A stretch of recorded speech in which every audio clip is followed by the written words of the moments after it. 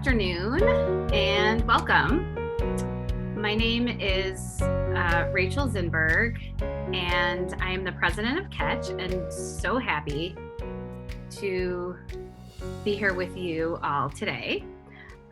We are excited to welcome you to our new Lunch and Learn series, where we hope to all learn something that can improve and inform our parenting in just one short hour, because our wonderful guest, Renee Dominguez, is so knowledgeable, and she will be able to offer us knowledge, wisdom, and we are so grateful that she has given her time to our community once again. Dr. Renee Dominguez is a licensed clinical psychologist and serves as co-executive director of the Family Service Center. She joined the Family Service Center in 2014, bringing with her over 15 years of clinical experience working with children and families. Dr. Dominguez has extensive training and clinical experience working with trauma survivors and has taught graduate level courses in trauma at the University of Chicago and other places. She is really excited about this topic, and we are just so grateful to have her here today. A couple of housekeeping issues before we get started. We are recording this event. When we share the recording, only the speaker will be seen.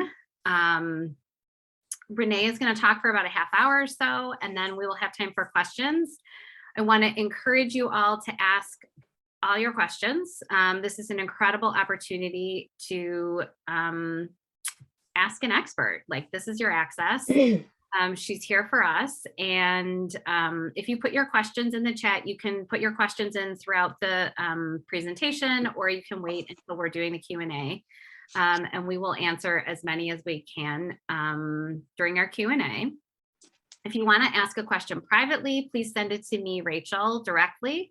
And I think that's about it. Renee, so happy to have you here today. Thank you so much. Yeah. And let's go. Okay. Thank you, everyone, for coming today. I am really honored to be here today with you on this parenting journey. My hope really is to be able to share some things that I have learned in my training and my practice as a psychologist, and what I've learned through my attempts, trial and error of applying that knowledge as a parent of two high schoolers. I certainly have an appreciation for the lived experience of parenting, and really hope that what I have learned can be of assistance to you guys and helpful to you. Let me see if I can work through some of this technology here. There we go. Okay. So really, part of what I want to do today is support your process and bring some things to your attention, right? Want to increase your parental self-awareness. I think we, go through our day-to-day sometimes and don't pay attention to sort of what we're doing, and want to encourage the pausing, the reflecting, and the intending. I want to talk with you a little bit about how, well-intended parenting behaviors can actually backfire and impair, your relationship and interfere with development. And want to, having technology issues here. Here we go. Identify ways specifically to support you in validating your adolescent, and support opportunities for you to help your adolescent develop autonomy, and really to support a growth mindset. One of the things I also want to talk about is this parenting, and just encourage you to remember this. That basic concept here is that we're not perfect in our parenting. We're not expected to be perfect in our parenting. And quite frankly, it serves our kids best when we don't meet all of their needs, and they have to start to meet them on their own, right? So it's really important for their cognitive and emotional development. So it's good to know we're not expected to be perfect. We're expected to be good enough, and that our kids are better off for it. On pretty much every presentation parents about parenting, it's just a reminder. Everybody can kind of recognize this oxygen mask from the airplane, right? put yours on first before you put yours on, before you put your child's on. And really the bottom line is, in order for us to take care of our kids, show up, parent effectively, we have to take care of ourselves first, right? I suspect that everyone on this webinar can recall a time when you were unhappy with the way you parented after you didn't get enough sleep, or when your physical, emotional, spiritual, psychological resources were limited, right? And so want to be mindful of what those are. And those are really getting those needs met or putting on your oxygen mask so you can show up as the best version of yourself for you and also as a parent. This is the other slide that I include in just about every presentation I give, particularly when I'm speaking with parents. And it's really this idea of pausing and reflecting and intending. As I mentioned, we get busy, we go into autopilot mode, completely normal and really efficient in a lot of ways. But it's really important to be able to slow down and take the time to pause and to reflect on what's going on and intentionally move forward with your parenting strategies. So really as possible and purposeful as possible. Okay, so now I want to consider ways that we as parents, well-intended parents in particular, may misstep with our kids. We're often trying to do the best thing that we can for our kids and don't even realize that our behavior can kind of undermine our intentions. So a couple of parenting pitfalls: reactions, fixed mindset messaging, and then this concept of overreaction. Each of these and provide some examples. First one we're going to do is this knee-jerk reactions. Okay, so we're going to first consider knee-jerk automatic sort of reactions. And there are a lot of things that might underlie these kinds of reactions, right?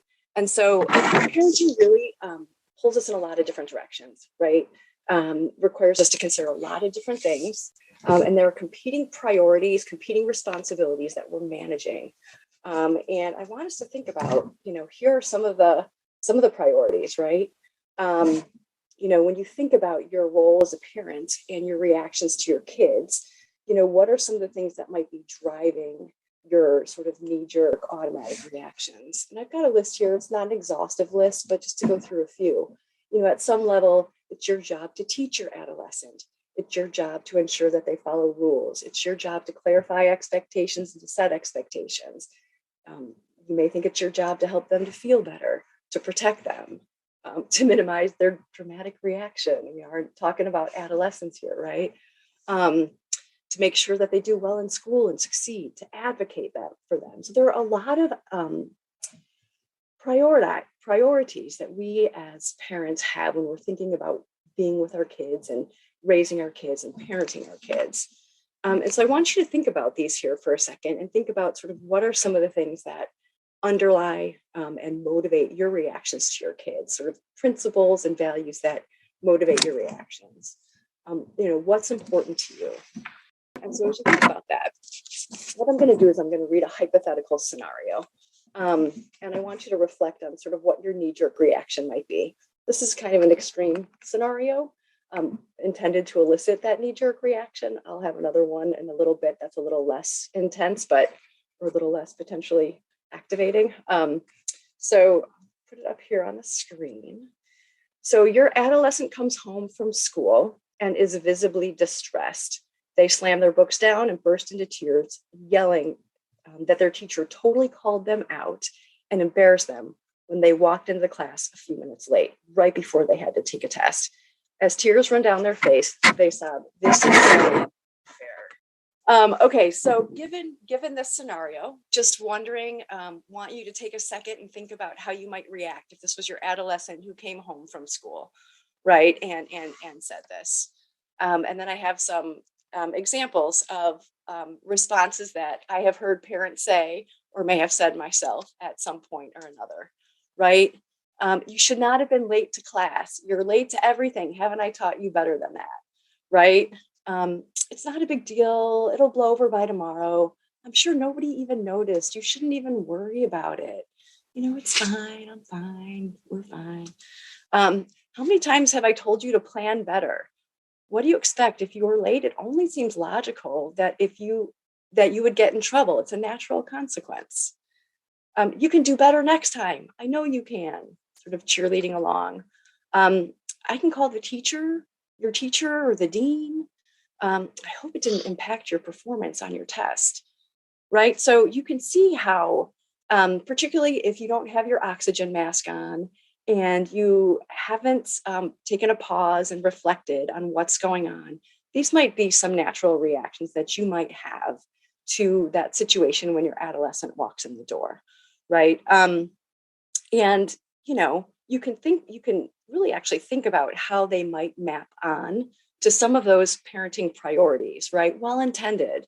You think you have to teach your kiddo about the rules and make sure the expectations are really clear, and advocate for them and cheerlead for them and support them and help them to feel better.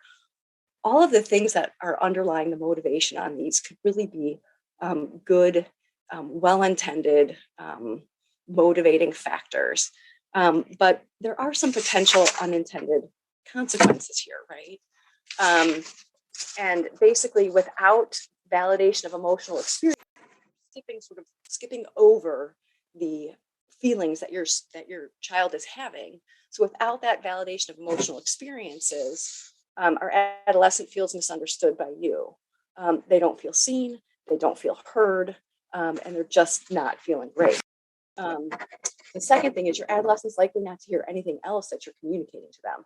Probably going to shut down and not hear beyond, anything that you're saying. They're not really going to take it in. If they're not validated, that's typically a point in which people shut down. This isn't unique to adolescence either, but it's particularly relevant in adolescence. Your adolescent may actually feel worse after this interaction. It could be activating. It might actually upset them more. And then it's also a relationship misstep, right? Because they weren't seen, because they weren't heard, they may not come to you in the future for some support, walking away thinking, well, right?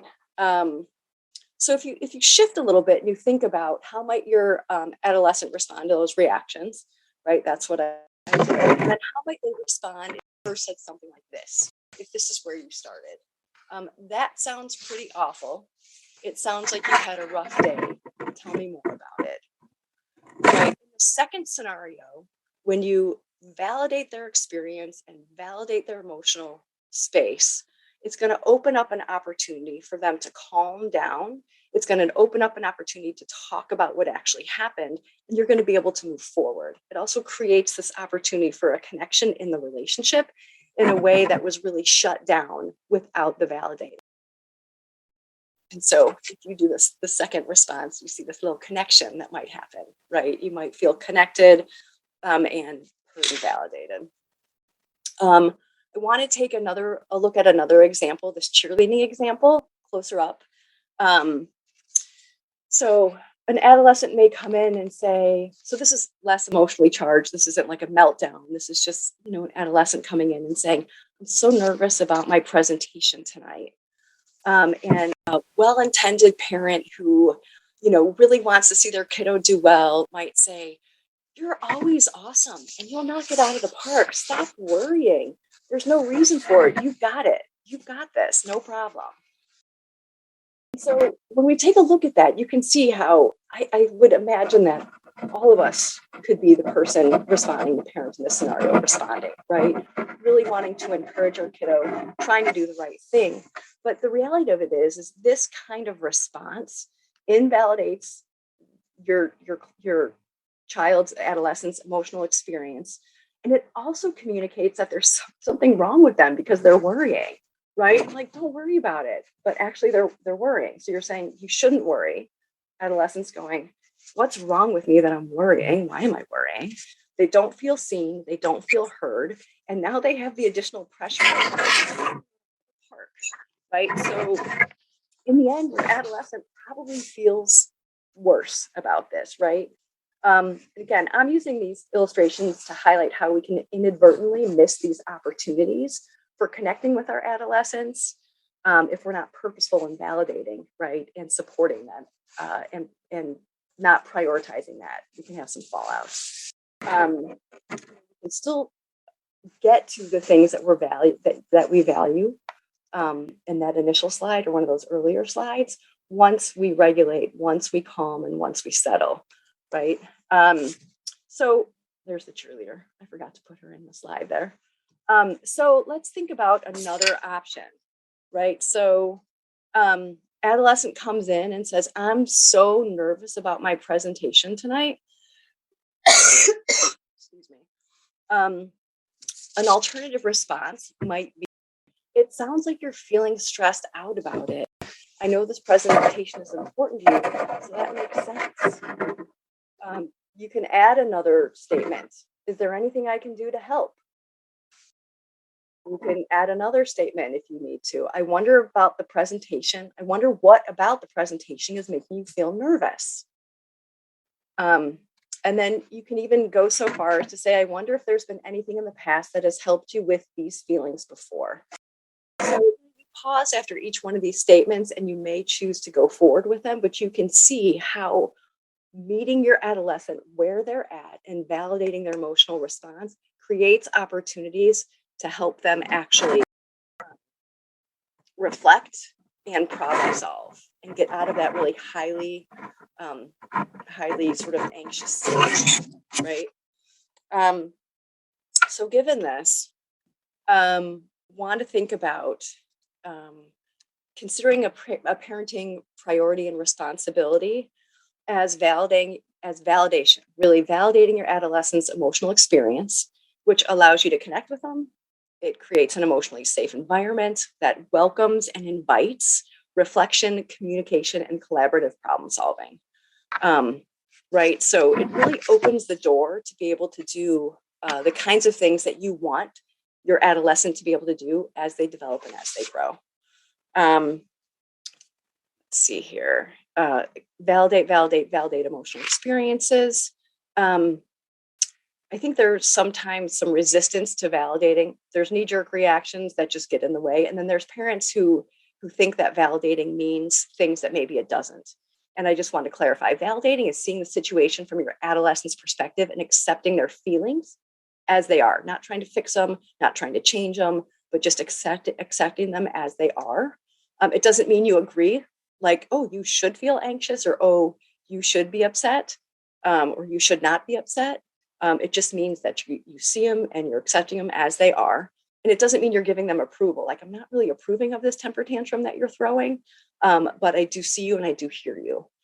And again, validation and genuine curiosity to understand your teen's experience opens the door for stronger parent-child relationship. Okay, shifting to the second pitfall, fixed mindset messaging.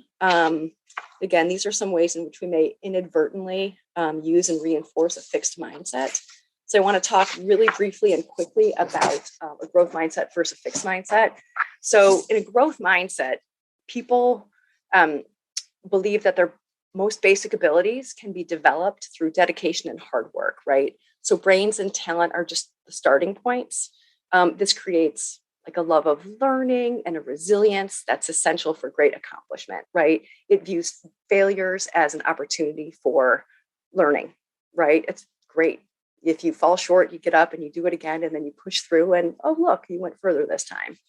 In contrast, a fixed mindset is where people believe their basic qualities, like basic traits like intelligence, like talent, they're fixed traits. And people with fixed mindset have a tendency to document their intelligence, document their talents instead of actually developing them, right? And they also believe that talent alone creates success without effort, right? So that person's dumb or smart. That person's good at math, not good at math. You're a good parent or you're a bad parent, right? They think about it as sort of fixed traits. And you can see how having a fixed mindset gets in the way of trying new things out, of trying something, falling short, moving forward and pushing through, right? This slide right here shows some examples of how people with growth mindset versus fixed mindset might approach different things, right? So I think that there are ways in which we as parents communicate fixed mindset thinking and reinforce that. I do think that from a societal perspective and a community perspective, that goes on a lot. And we sometimes fall into those patterns as well. I want to say that I kind of love this slide.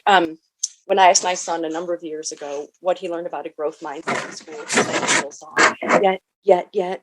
And what I've come to learn really is that when you tack on the idea of yet to a fixed mindset statement, it helps with developing a growth mindset. So I'm not a math person yet, right? It turns into a growth mindset. We've also learned that, again, we want to model this for our kids, teach this to our kids. We've learned that when kids understand that a growth mindset is an actual thing, that they can develop these skills, that they can trying makes them stronger and better, that they actually get better, they perform better, they embrace failure. And the idea of perfectionism, just very closely tied to anxiety, becomes less problematic, right?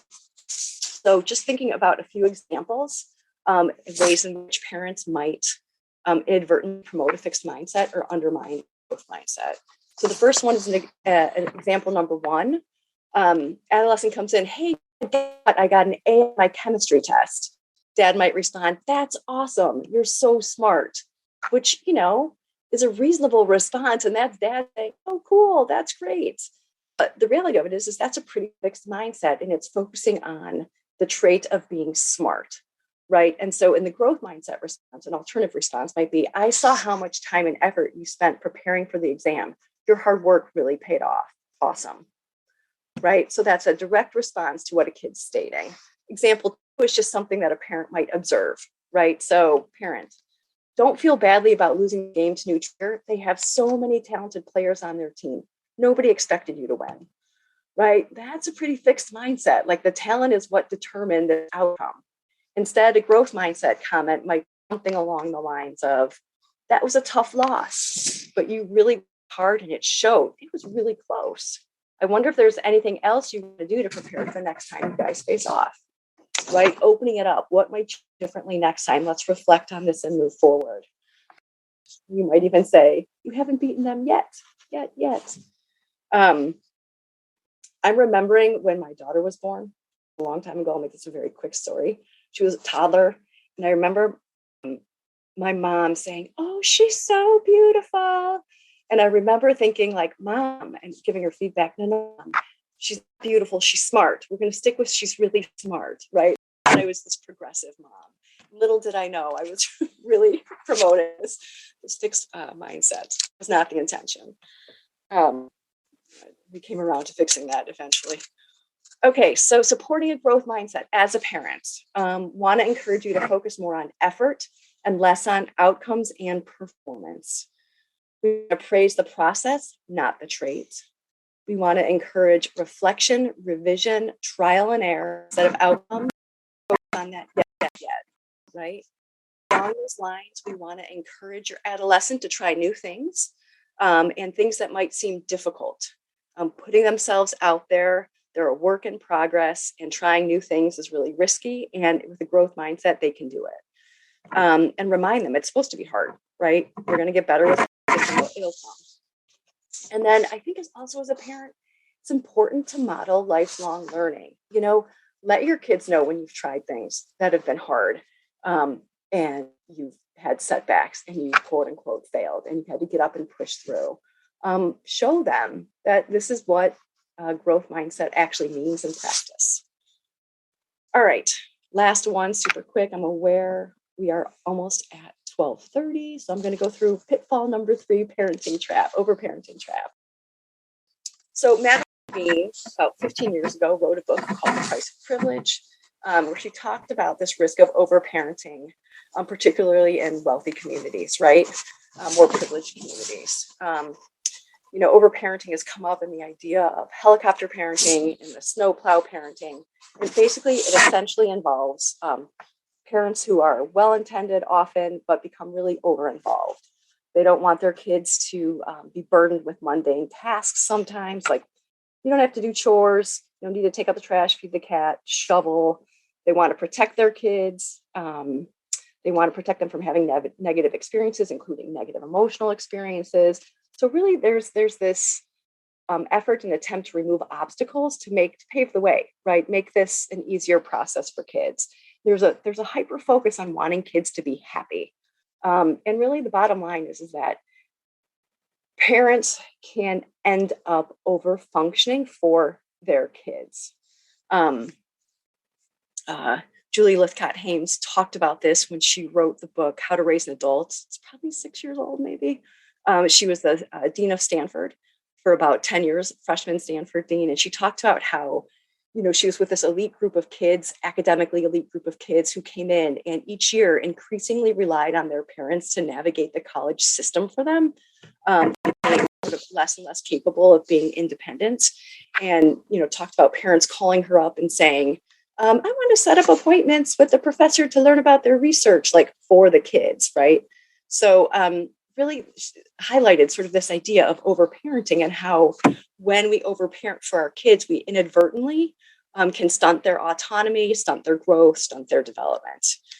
So we want to keep that sort of in our minds as we're parenting. I love this slide. I don't know if you can read that. It says, yes, mother, I told you I'm doing fine on my own at college. Hey, could you log on, find my schedule, order my books, and call me when it's time for class?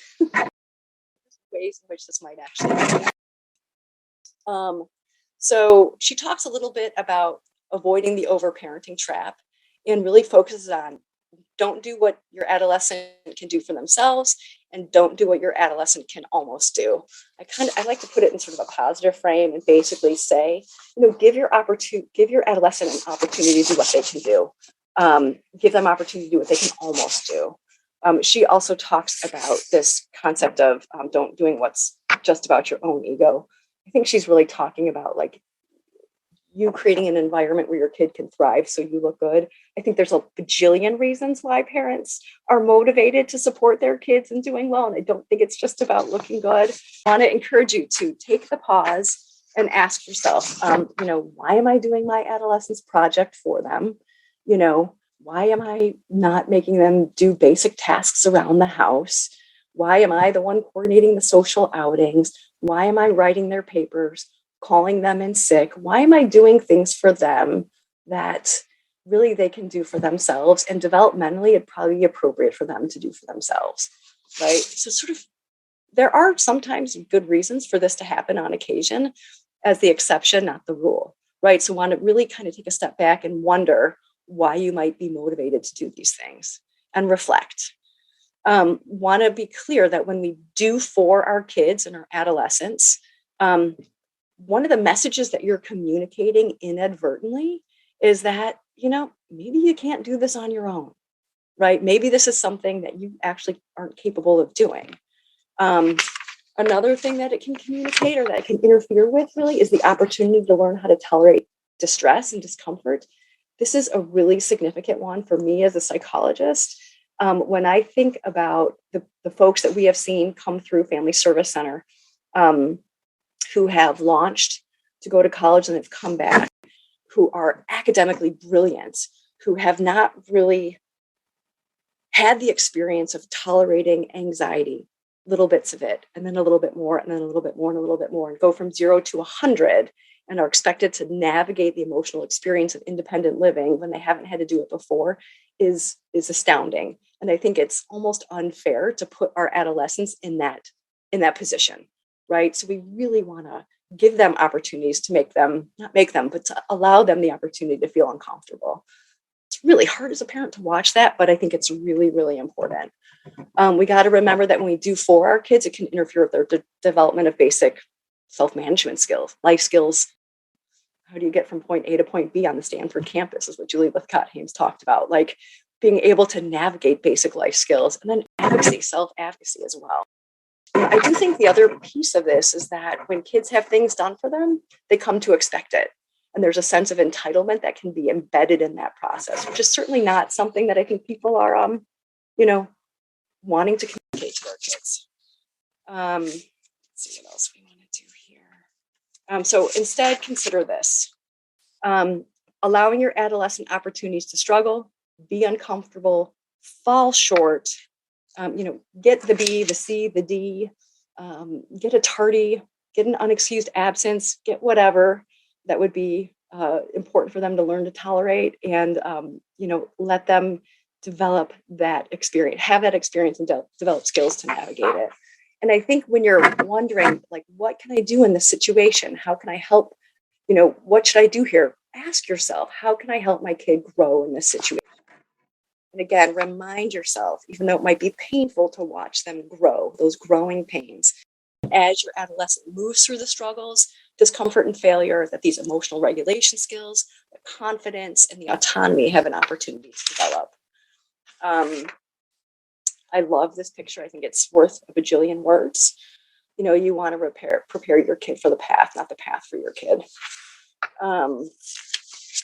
Okay, so really quickly, takeaways. I know we're out of time. The connection is the foundation for supporting adolescent development. Pitfalls are definitely expected. You want to sail through these with grace as much as you can, because parenting is hard to do gracefully. Be self-aware. Put on your oxygen mask. Do the things that you need to do to take care of yourself, to be the best version of yourself that you can be. Pause, reflect, be intentional about your parenting as you move forward. Validate your kids' feelings and their experiences. See them, see who they are, what they've got going on before you start to problem solve and strategize and insert these other really important parenting priorities. Let them come second.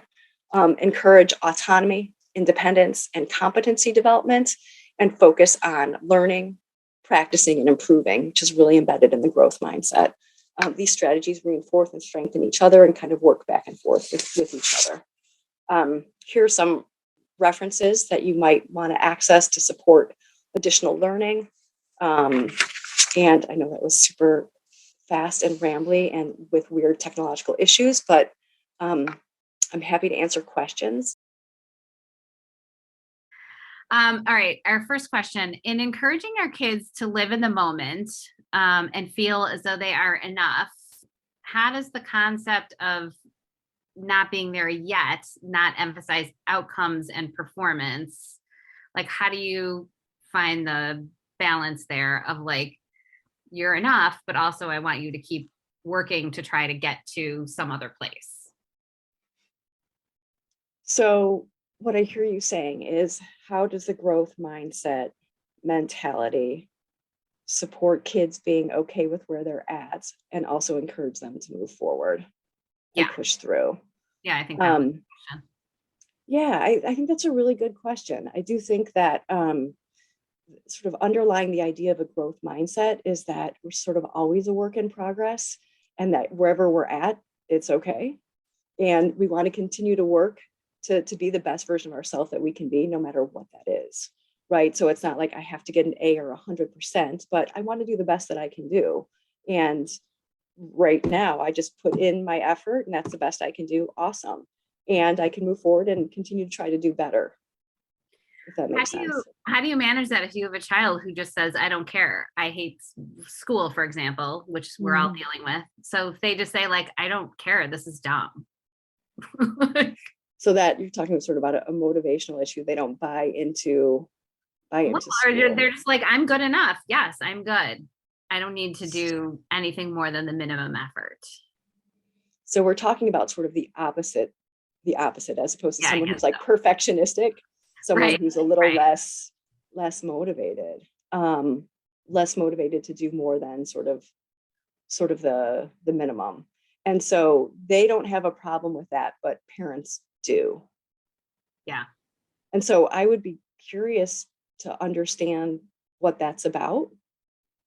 I would be curious to, to understand from the kid's perspective, what might be getting in the way of wanting more. Is there something wrong with them that they don't want more? I'm not sure, but I would be curious to understand sort of their thinking behind, this is all I want to do. Is it that they're anxious that they're going to try and they're going to fail? Is it that they want to spend their time doing other things?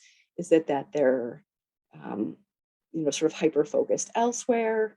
Are there some mental health things that might be going on? I don't want to pathologize. I'd be just curious to better understand what that's about instead of assuming. Does that makes sense. Yeah, that's great. Thank you. What kinds of things do you see in your practice with kids that indicate to you that parents are overparenting or cheerleading too loud or along those lines? Yeah. The most striking thing that I have seen for folks who've come through FSC is really kids who have gone off to college, and there's many of them who have gone off to college and who have not lasted more than a week because they are pummeled with having to do sort of the daily tasks of navigating the world without the parent doing it for them. And so there's both that sort of practical experience of like, how do I get from point A to point B? How do I, access the cafeteria? How do I use my resources? What are my resources? And then there's also the emotional piece of like feeling overwhelmed and that anxiety exposure, where anxiety gets really big. There hasn't been this, what I've seen is there hasn't been sort of this gradual, I think about anxiety, think about the most anxiety provoking thing, and it might be going away to college. And if you start off living in a space where you're not independently functioning at all and people are taking care of your needs and you don't experience any anxiety, you don't know how to tolerate it. And so when you're suddenly plopped into an environment where you're responsible for everything and it feels overwhelming and anxiety provoking, you haven't developed the basic skills to understand that, like, oh, I can push through this. This is gonna decrease over time as I tolerate it, and I'm get competent enough to be able to do this. So there's this, to me, that's like a glaring example of ways in which overparenting have contributed. I don't want to blame parents, but there's those that can certainly be a contributing factor to that circumstance. There was something else that you asked. I think that was a two-part question. I was just asking about like, what are you, when are you seeing that, overparenting? Yeah, so I would say that. I would also say the vast majority, is that true? Many majority of the adolescents that we see don't feel validated. So there's more of the sort of struggling with parents about this is what you should be doing, and why is this not happening, as opposed to sort of what's going on, how are you feeling, you know, exploring sort of collaborative problem solving around developing autonomy and skills of independence. And so I think there's more of that. Okay, that's great. Thank you. Sure. If we have a knee-jerk reaction to a situation, what's the best way to recover from it? And can we repair the damage if we respond sooner versus later? Should we admit to our child that our reaction wasn't helpful and we'd like to try again? Like, how do we respond differently? Such a great question. I love it. The reality of it is we all have times when we have knee-jerk reactions, which are often related to sort of our own big emotional reactions. And we misstep. Like it's the nature of relationships. That's just kind of what we do. And so it's really normal for parents to misstep. And I think it's actually awesome. It's an awesome opportunity to be able to go back and repair. You can model, I reacted in the moment. I have another slide about flipping your lid, but there was no way we're going to have time to be able to look at that, where we get really sort of emotional and we're thinking with our emotional brain. I flipped my lid and I said some things I wish I didn't say that were really unhelpful. And I'm sorry about that. Can we have a redo? I've made a mistake.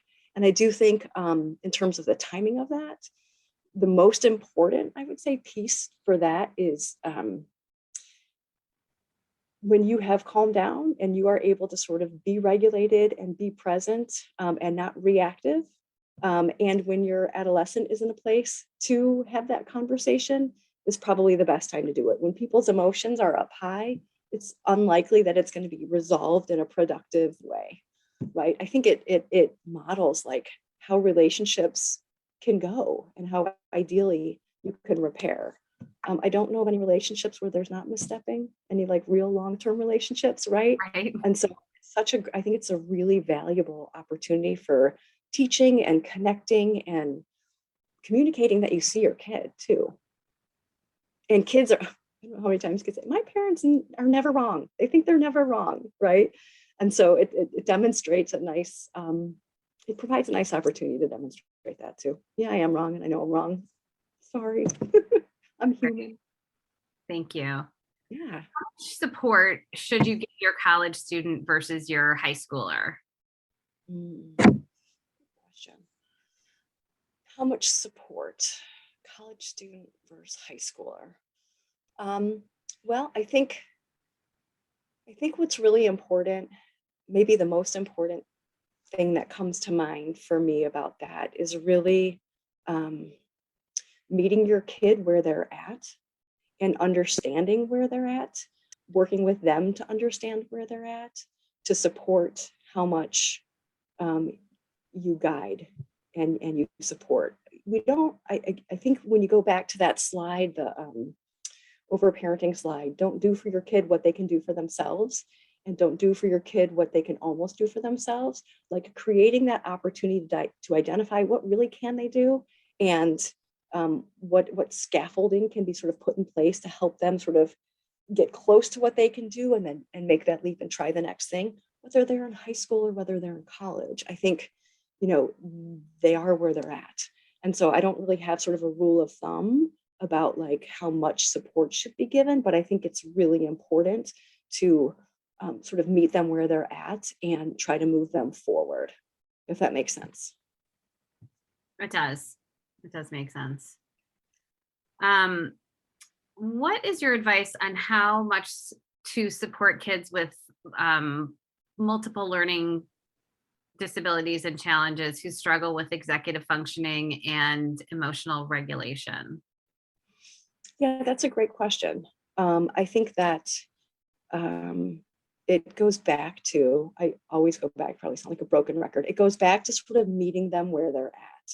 So if you have a kiddo who has multiple learning disorders, disabilities, you have a kiddo who has challenges with executive functioning, what are the things that you can work with your kiddo and potentially an outside person that might be a therapist or an executive functioning coach, someone who might help support, what are reasonable expectations for my kid under these circumstances, and what are the things we can put in place to help support them taking some ownership of that and moving them forward and managing themselves.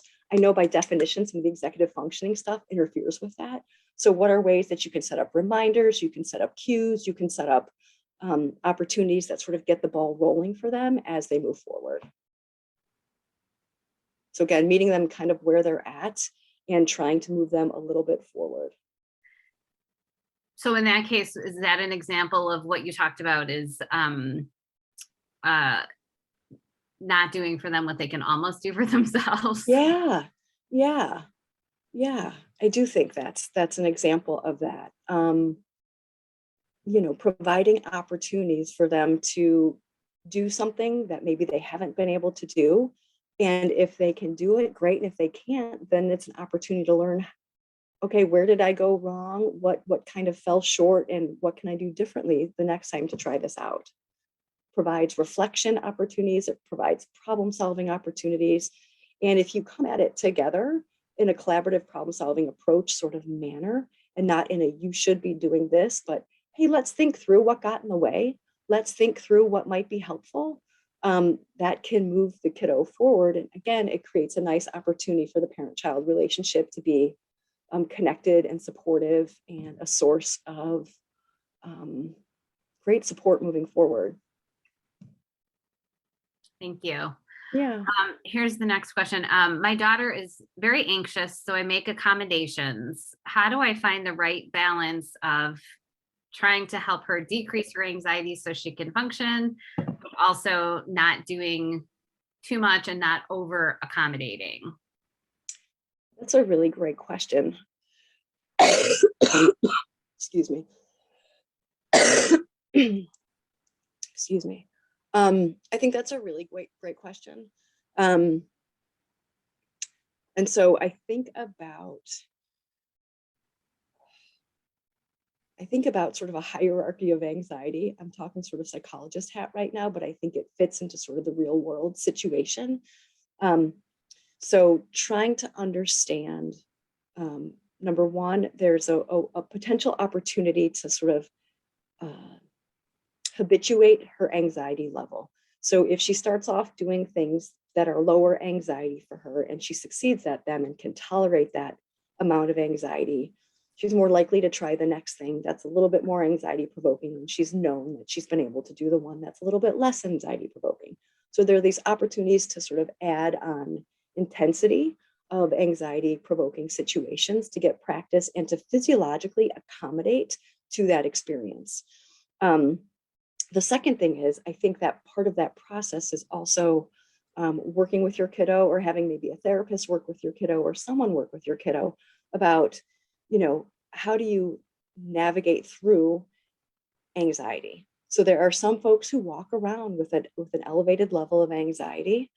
How do you bring that overall level down? What are the practices and things that you can do to bring it down? And what are the things that your kiddo can learn to do when they're faced with anxiety provoking situations? What are the skills, the coping skills that they can develop to navigate that? So I think that's supporting them and identifying what's anxiety provoking, what's low level, mid level, high level, what are the skills that they can use, what can they practice in advance, what can they think through to prepare so that they can start to develop those capacities independent of you. But it's certainly something that you can help them sort of think through. I do think a therapist can be really helpful with that too, if the anxiety is debilitating. Thank you. Yeah. All right, I think we have time for one more question. How do you quickly work through validation when your child is melting down and you're under pressure? Time is of the essence. You're either trying to get out the door or something along those lines. Yeah, you know what?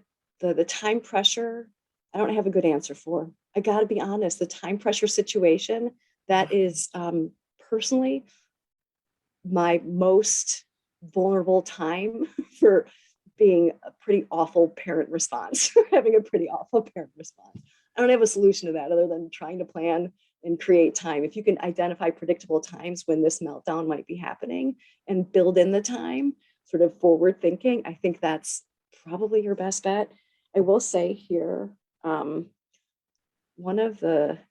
this is a slide that I was going to go through and was like, there's no way I'm going to have time for this, but this is a really awesome, I don't know if you guys have seen this. This is Lisa D'Amour. She's an awesome psychologist who's like, how do you help with a meltdown? Here's some steps to doing that. If you're under time pressure, I don't know that this is helpful either. Yeah, The time pressure thing is really tricky, but this is something you can just Google it. You'll find it online. She's amazing. She's a adolescent psychologist, works primarily with girls, writes for the New York Times, and has a podcast. She's awesome. But the time pressure question is a tough one. And in full disclosure, I struggle with that myself. So if you can build in extra time, do it. Well, thank you, Renee, so much. This was great. Sorry, there's my physiology slide that I didn't use. So many aha moments and great tips in here. Thank you so much for your time. And I know you're not feeling terrific, so we really appreciate that you rallied to present for us. And to our audience, thank you so much for being here. My apologies for the technical difficulties. And I just want to say at Catch, we are always striving to meet the needs of the community and to create programming that will inform our ability to parent our children with more compassion, understanding, and knowledge. And we hope this program falls into that and you feel like it was time well spent. But if you have any ideas for future topics that you'd like us to cover, please don't hesitate to reach out to us. You can reach us on our website. Thank you so much again, Renee, and thank you everybody for being here. You're welcome. Thanks for having me.